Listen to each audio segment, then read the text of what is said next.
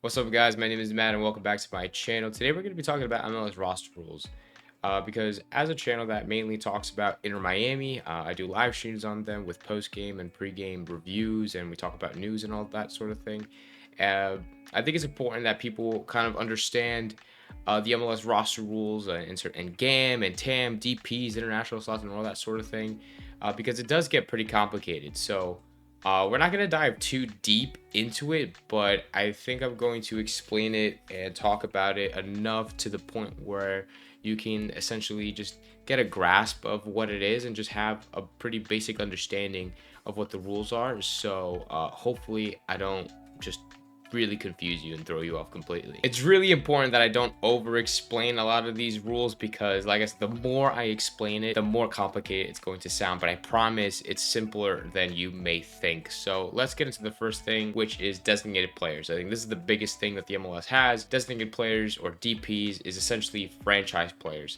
Teams can have up to 3 DPs in their roster, and you can pay them any amount of money. You can pay them whatever the hell you want. The biggest example of a DP player in the MLS is Lionel Messi, obviously, right? So the crazy thing about Lionel Messi is that he gets paid a base salary of $20 million or whatever, but he only contributes to about like 680,000 towards the salary budget, which is insane. But that's essentially what a DP player is: somebody who is being paid whatever amount and only contributing to the max charge of the budget. So the overall budget for an MLS team for 2024, at least, it was about 5.47 million, and that's with 20 senior players and about 10 supplemental players. The 20 senior players are essentially, that is what it is. They're senior players. All of their salaries count towards that budget, and the supplemental players are just like filled with homegrown talent, essentially just youth academy players,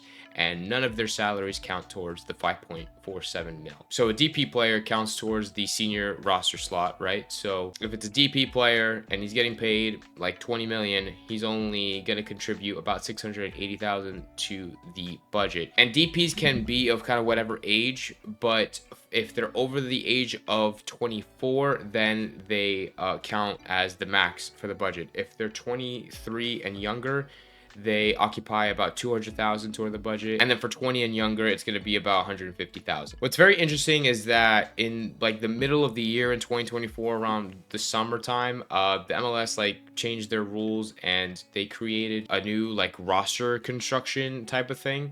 And so instead, like, everybody in the MLS just had a max of 3 DPs and then up to 3 or 4 U22 initiative slots. But now the MLS is giving teams the choice to choose between either the 3 DP model, so you'll have up to 3 DPs and then 3 U22 initiative slots, or you can go with the U22 initiative player model, which allows up to 2 DPs, but then you'll have 4 U22 initiative players. On top of that, you'll get an extra $2 million in general allocation money, which is something we'll get to at the very end, so stay tuned for that. U22 initiative slots are important because they're essentially young players. They're players under the age of 22 that you can register for your team, and these players have like a salary cap between 150 to 200,000 depending on their age. Their salary, their budget is only gonna impact between 150 and 200,000 towards the 5.47 mil like overall budget, if that makes sense. And what's cool about like the U22 initiative players is that, let's say you bring in a player, like a foreign player, and you pay a certain amount, like a transfer fee for him.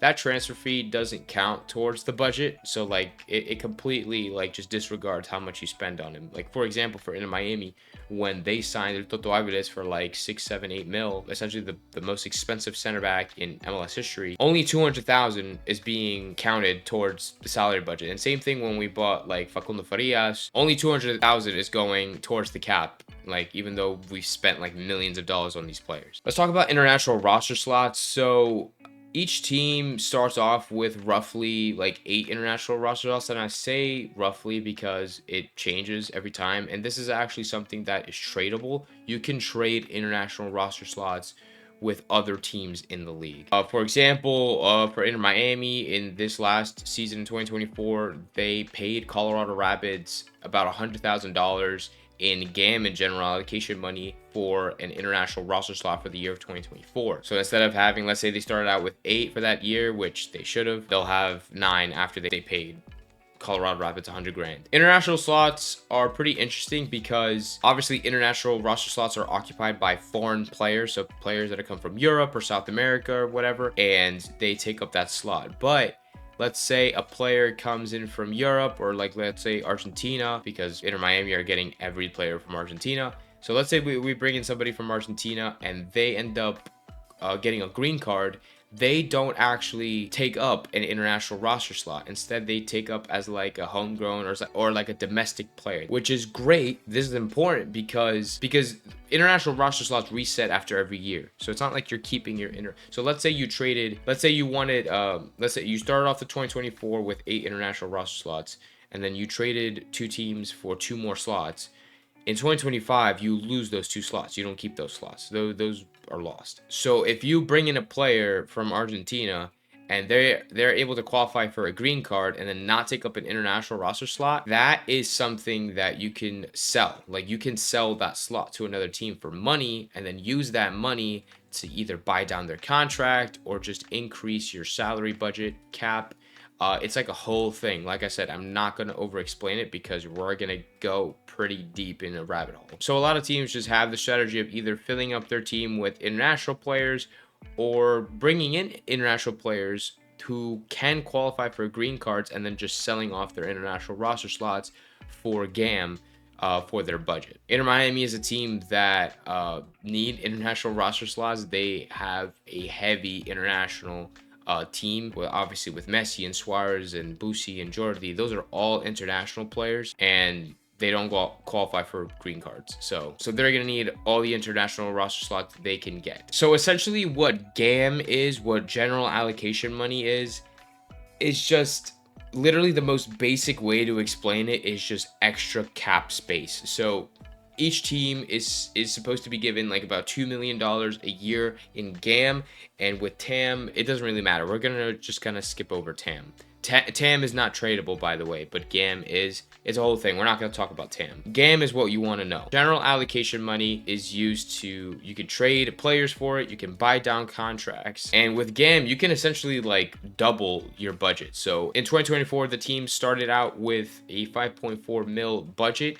If they have a $2 million budget in GAM and then they trade a bunch of players and they end up getting like 5 million GAM, which is something that we don't know because GAM is not released to the public. That information is not publicly known, so it's kind of just like a guessing game. They can use whatever GAM they have and just use it towards the budget and then increase their budget cap. An example for GAM and how it's used to trade for players, Leo Campana has just been traded to the New England Revolution for a guaranteed of 2.5 million in general allocation money, plus 300,000 in like conditional GAM, which is like sell-on clauses and fees and things like that, as well as a permanent international slot for the 2025 and 2026 season. So that's a pretty good deal. But yeah, essentially the Revs paid Inter Miami a guaranteed of 2.5 mil in GAM in their GAM, so which is essentially their entire budget. But they're probably going to be selling on international roster slots or other ways to kind of recuperate that GAM. And in terms of like buying out a contract,